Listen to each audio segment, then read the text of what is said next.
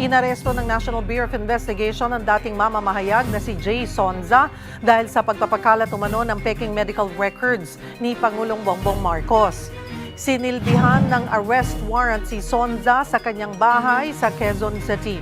Ang kanyang kaso, unlawful publication in relation to Cybercrime Prevention Act.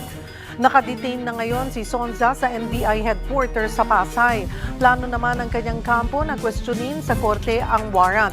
Non-bailable daw kasi ito kahit may tuturing umanong maliit na kaso lang ang unlawful publication. Our team believe na may pagkakamali sa court. Bakit nag-issue sila ng warrant of arrest na itong kaso na ito, bail is not required. Bail is not required is different from a non-bailable offense. I-question din namin ang jurisdiction ng RTC ng Pasay, bakit dito final? Para sagutin yan, magkasama po natin NBI Director Melvin Matibag. Magandang tanghali po sa inyo, Director. Salamat po sa oras. Magandang tanghali po, Ma'am Cheryl, at sa lahat po ng tumatangkilik sa inyong programa, isang magandang tanghali po. Salamat po sa imbitasyon.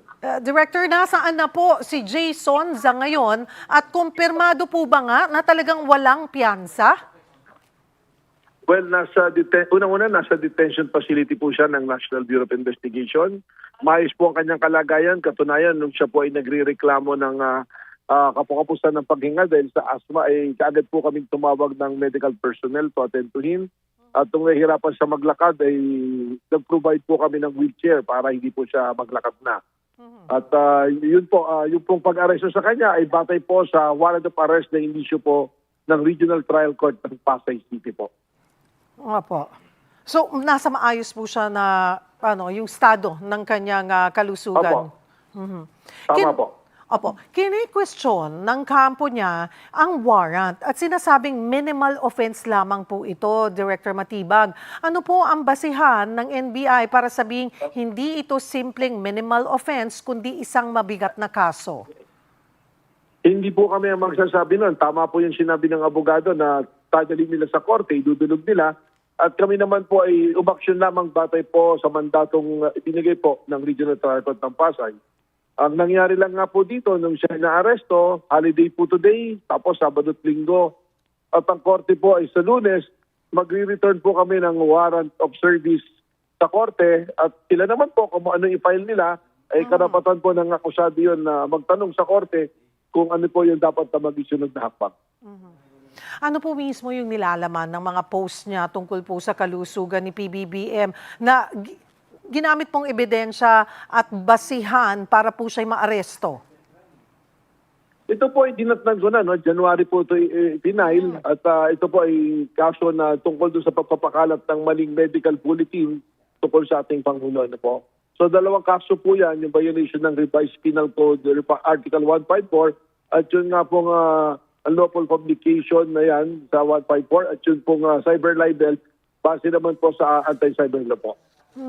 Sa investigasyon po ninyo, siya lang po ba ito o may mas malawak na grupo na nagkakalat po o nagkalat ng ganitong impormasyon?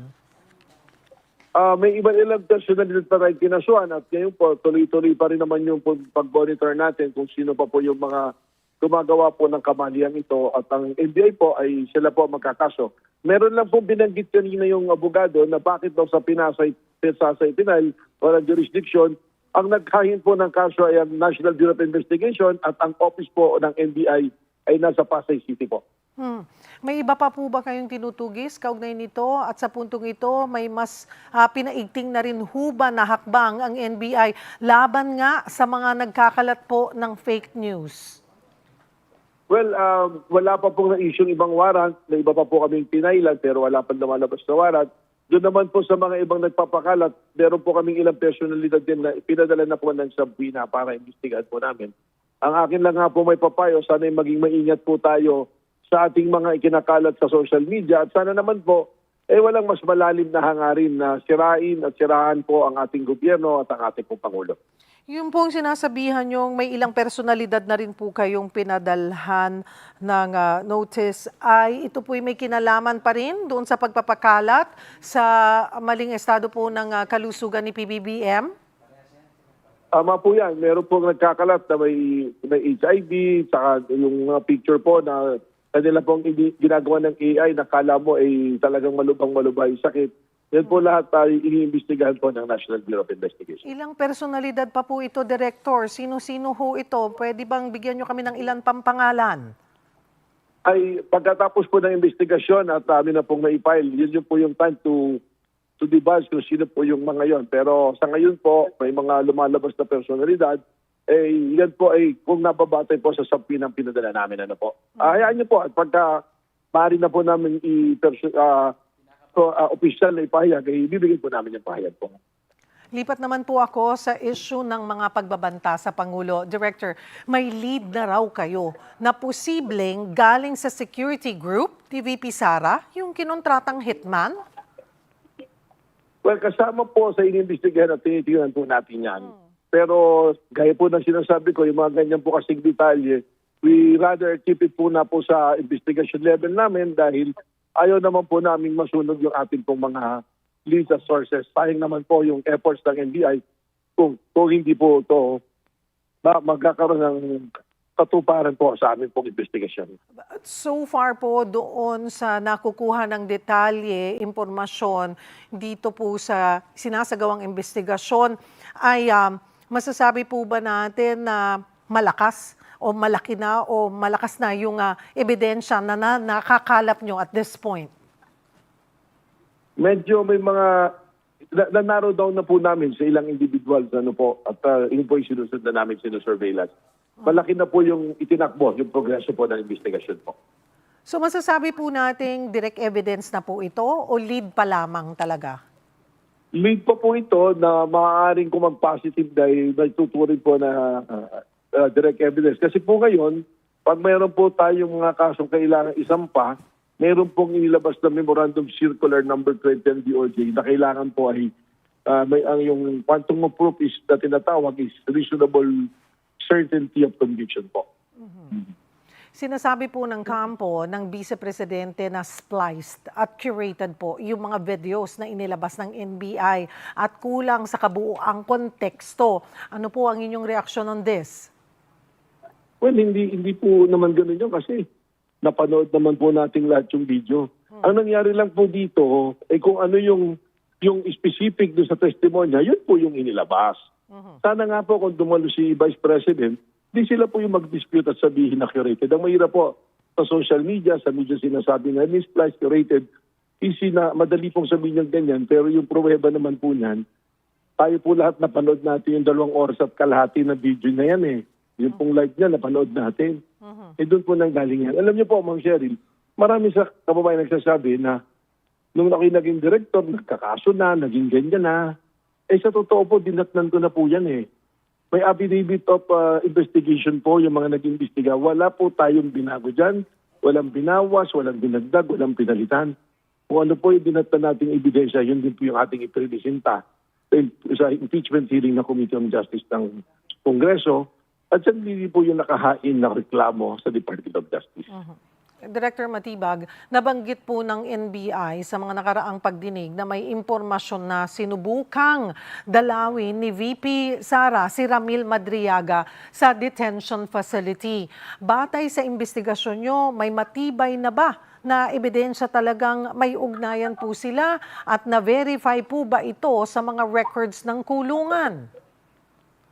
Meron pong report sa amin na yan. Ginawan po ng official report ng NBI yan na sinubukang dalawin, subalit si Ginoong Ramil Madriaga ayaw makipagkita. Kaya ang dinalaw niya po ay si Arnie Tevez po. Dahil parehas po ng lugar na pinagkukulungan si Arnie Tevez at si Ramil Madriaga. Katunayan, ang report po sa amin yan, 2 beses na bumalik doon si Vice President Sara kasama yung si Yusek Joyce dapat na siya po yung isa sa mga companions ng ating Vice President na punta dyan. At kinuhaan naman po namin ng salaysay yung mga concerned individuals at meron pong official report na maaaring ilabas po yan sa tamang panahon po kasi nga yun naman po sa Committee on Justice ay determination ng probable cause, ang actual po na trial niyan ay doon po sa Senado kung umabot po doon. Klaruhin ko lamang po, Director Matibag, so ang sinasabi niyo po, matibay ang ebidensya na talaga ang pagpunta doon ni VP Sara ay si Madriaga po talaga ang pakay. Base po sa aming pagsasaliksik sa pag-iimbestiga, yun po yung lumalabas po. So ano pong mga ebidensya na ipapakita po natin or ilalabas natin eventually na talagang magpapatunay na yung kanyang pagbisita ay dapat kay Madriaga but napunta lamang kay dating Congressman Teves? Like may CCTV Pasensya na po po, ba yan? Ma'am Cheryl, dahil pasensya na po, Ma'am Cheryl, yung tanong po niya na yan, baka po dapat intayin natin na dumating po doon sa actual na trial para po ilabas natin. Ano po. Alright. Pero sabi Pero niyo nga, meron po naman record. Opo. you said you have actual evidence and also statements. Opo. Yes po. Meron po. Opo. Okay, Director, ito po, puntahan ko lamang din po itong issue ng human trafficking. Kasama na raw si former Congressman Mike Defensor sa mga kakasuhan po ng NBI. Ano po yung direktang kaugnayan niya sa operasyon dito sa niraid na establishmento? Ano po yan marami pong dokumentong lumabas. Yung pong aming mga kinasuhan nung pagkatapos ng raid, yun po yung sinabi ko, mayroon pong reasonable certainty of conviction po na sinasabi.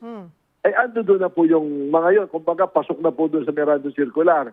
Yung pong sinasabi si Mike Defensor, nung amin pong malalim na inimbestigahan, yung mga dokumento pong lumalabas, interlocking owners and directors po, yung pong tinatawag na innovative, Cliff Point Cliff Point Development Corporation na may-ari ng Cliff Point Square, Siring, at saka po yung Chicago. Ilang kumpanya po yan na magkakakonect na ang aming po investigasyon ay magkakasama at magkakilala po sila at alam ang nangyayari doon po sa Chicago kay King. At dito po sa mga nabanggit niyong mga kumpanya, kumbaga konektado po si former Congressman Defensor sa lahat po? Sa totoo po, siya po ang may majority control po. Ang pamilya po niya. May iba pa po bang mga personalidad na posibleng madawit po sa kasong ito? Meron po. At yan naman po, baka sa susunod na mga araw ay amin na po ilalabas. Bakit hindi pa po natin nilalabas? Mas hinahanap pa po yung Ma'am, stronger ties? Alam ko po, ma'am.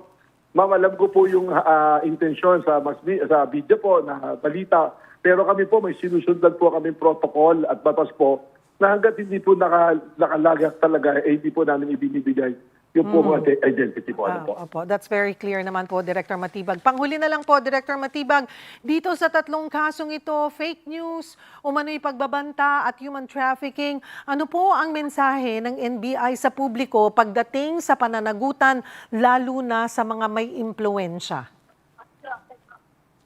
Alam niyo po, tama naman, lahat naman po tayo, may karapatang magsalita, maging kritiko, kung sa tingin po natin tama, democratic country po tayo. Pero ang paalala ko lang po, maging maingat tayo na kung ang ating po pag-exercise ng ating karapatan na magsalita, may katumbas din po yan na responsibilidad na naahin sa batas. Kaya maging maingat po tayo sapagkat maaaring baka illegal na yung ginagawa natin, baka gustuhan natin po na magsalita na akala natin absolute yung karapatan natin na magsalita. Muli, ano po ang paalala natin para lalo na sa mga kababayan natin, sa mga Pinoy na aktibo, very active sa social media. Ito, paalalahanan natin, baka hindi pa masyado naintindihan, kailan nagiging krimen ang isang post? Ang isang pananalita po ay kung makakasira na at meron na pong malalim, malubhang pagbabanta sa isang individual, sino man ito, papasok na po ito sa ibang dimension at magiging krimen na po ito.